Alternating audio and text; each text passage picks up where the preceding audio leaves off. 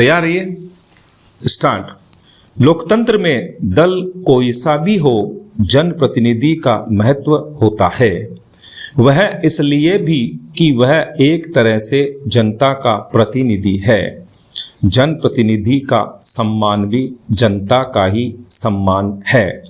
इसीलिए निर्वाचित जनप्रतिनिधियों के स्वागत को लेकर प्रोटोकॉल बनाए गए हैं।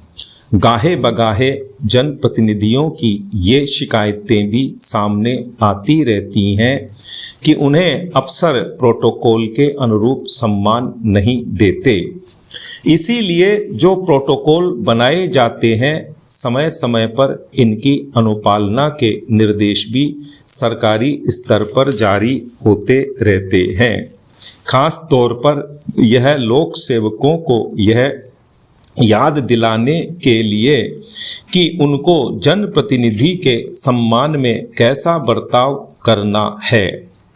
स्वागत सम्मान के तमाम निर्देशों के बीच जनप्रतिनिधियों से भी यह अपेक्षा की जाती है कि वे ईमानदार और स्वच्छ छवि वाले हों। महाराष्ट्र सरकार के जनप्रतिनिधियों के प्रोटोकॉल में बदलाव का यह फैसला स्वागत योग्य है कि कोई जनप्रतिनिधि दागी और दोषी है तो अफसर उन्हें प्रोटोकॉल के अनुरूप सम्मान नहीं देंगे। यानी अफसरों को ऐसे माननीयों के सम्मान में खड़े होने या पुलिस सैल्यूट देने की आवश्यकता नहीं। हमारे देश में कानून सबके लिए बराबर है, तो सजा का प्रावधान भी व्यक्ति के आधार पर भेद करने वाला नहीं है। जब कोई जनप्रतिनिधि जो किसी आपराधिक या अन्य मामले में दोषी हो अथवा किसी जांच, अपील व सुनवाई के लिए पक्षकार के रूप में किसी सरकारी अधिकारी के सम्मुख आ रहा हो, तो उसके सम्मान में खड़े होने का प्रोटोकॉल सचमुच संबंधित अधिकारी के लिए ऊहापोह भरा हो जाता है। किसी पुलिस अधिकारी को अपने खिलाफ आपराधिक प्रकरण की जांच के सिलसिले में उपस्थित हुए जनप्रतिनिधि को सैल्यूट करना पड़े तो इसे पुलिस का मनोबल कमजोर करने वाला ही कहा जाएगा। ऐसे में यह जरूरी है कि दागी माननीयों के मामले में उनसे संबंधित अधिकारी सामान्य नागरिक की तरह ही व्यवहार करे। चुनाव संबंधी प्रक्रियाओं के दौरान भी इसी तरह के व्यवहार की अपेक्षा की जाती है। दागी माननीयों को वैसे तो नैतिकता के आधार पर ही ऐसा सम्मान ग्रहण करने की आकांक्षा नहीं रखनी चाहिए। लोकतंत्र में दागी उम्मीदवार जनप्रतिनिधि नहीं बन पाए, इसके लिए जनप्रतिनिधित्व कानून में प्रावधान तो किए गए हैं, लेकिन इनमें भी पर्याप्त सुधार की जरूरत है। यह भी देखने में आता है कि कई बार निर्वाचित होने के बाद जनप्रतिनिधियों के खिलाफ हत्या व बलात्कार जैसे संगीन मामले दर्ज हो जाते हैं।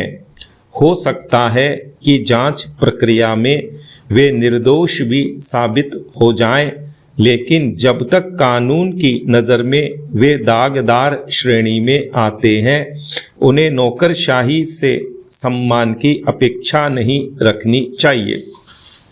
सवाल सिर्फ महाराष्ट्र का ही नहीं, समूचे देश में जनप्रतिनिधियों के प्रोटोकॉल में ऐसा प्रावधान अनिवार्य रूप से किया जाना चाहिए जो महाराष्ट्र सरकार ने किया है।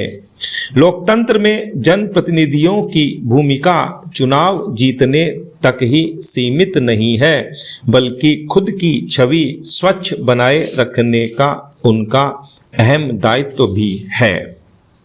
राजस्थान में आर्थिक रूप से कमजोर वर्गों को सस्ते आवास उपलब्ध कराने की योजनाएं वर्षों से चलाई जा रही हैं, लेकिन अपेक्षित सफलता नहीं मिल पाई। राजधानी सहित कई शहरों में EWS और LIG वर्ग के लिए बनाए गए मकान आज भी खाली पड़े हैं। इसकी मुख्य वजह यह रही कि इन आवासों का निर्माण शहरों से दूर ऐसे इलाकों में किया गया जहां पानी, बिजली, परिवहन, स्कूल और अस्पताल जैसी बुनियादी सुविधाओं का अभाव है।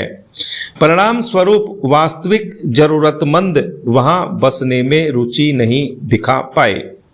इसी संदर्भ में प्रस्तावित नई CM जन आवास योजना एक नई उम्मीद के रूप में सामने आई है, जिसका उद्देश्य जरूरतमंदों को शहर के नज़दीक सरकारी भूमि पर सस्ते और सुलभ घर उपलब्ध कराना है।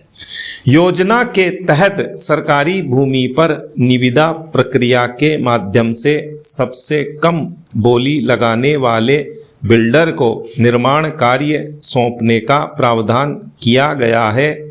यह कदम लागत कम करने में सहायक हो सकता है, लेकिन इससे निर्माण की गुणवत्ता प्रभावित होने की आशंका भी बनी रहती है। पूर्व की योजनाओं में कई अनियमितताएं भी उजागर हुई हैं।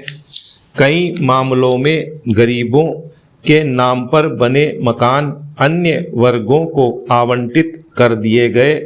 वहीं कुछ बिल्डरों ने नियमों का लाभ उठाकर मनमानी की। इसके कारण राज्य सरकार को कई जगह नुकसान भी उठाना पड़ा। देखा जाए तो राज्य सरकार के पास आवासन मंडल जैसी अनुभवी संस्था उपलब्ध है। इसके बाद भी निजी बिल्डरों पर निर्भरता बढ़ाना उचित निर्णय नजर नहीं आता। एक तरह से यह अपनी ही संस्थागत क्षमता की अनदेखी जैसा प्रतीत होता है। इसके बाद भी सरकार की ओर से निजी क्षेत्र को यह कार्य देने की प्रक्रिया शुरू की जाती है तो योजना के क्रियान्वयन में सख्त निगरानी व्यवस्था लागू करने की आवश्यकता है। निर्माण के प्रत्येक चरण में गुणवत्ता की जांच स्वतंत्र एजेंसियों की ओर से निरीक्षण और पारदर्शी ऑडिट की व्यवस्था की जानी चाहिए। ऐसा होने पर ही सस्ती दर पर निम्न आय वर्ग को अपना सपनों का घर मिलना संभव हो पाएगा। किसी राष्ट्र की प्रगति उसके उच्च शिक्षण संस्थानों की गुणवत्ता पर निर्भर करती है, जिसका सीधा संबंध कुलपति के नेतृत्व में होता है। कुलपति केवल एक प्रशासनिक अधिकारी नहीं बल्कि एक अकादमिक ध्वज वाहक और शिक्षक, छात्रों, प्रशासक के बीच का सेतु है। वर्तमान में विशेषकर राजस्थान, उत्तर प्रदेश, गुजरात, उत्तराखंड, ओडिशा और दक्षिण भारत के राज्यों में कुलपतियों की शीघ्र नियुक्ति प्रक्रिया होने वाली है, जिनकी कार्यशैली गंभीर विवादों के घेरे में है। यह केवल प्रशासनिक विफलता नहीं बल्कि एक शिक्षा प्रदूषण है जो आने वाली पीढ़ियों के भविष्य को प्रभावित कर रहा है। UGC नियमावली 2018 के अनुसार एक कुलपति के लिए उत्कृष्ट अकादमिक रिकॉर्ड, न्यूनतम 10 वर्ष का प्रोफेसर के रूप में अनुभव और बेदाग चरित्र अनिवार्य अर्हताएं हैं। विराम।